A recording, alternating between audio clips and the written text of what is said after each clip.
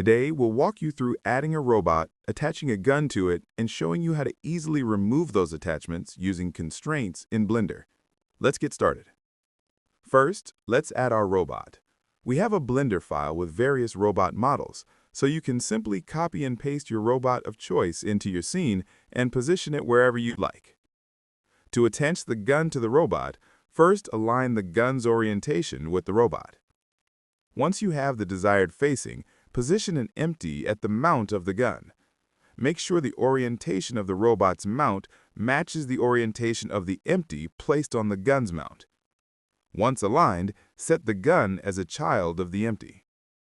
Now that everything is set, select the gun first, then select the robot's mount, ensuring the mount is highlighted in yellow. Press Shift-W to apply a constraint to the gun, so that when the robot moves, the gun will move with it. When you use Shift-W, the system automatically applies two constraints to the gun: copy location and copy rotation. You can view these constraints in the Right tab, where you'll find a chain link icon. In this tab, you can also remove or add other constraints as needed.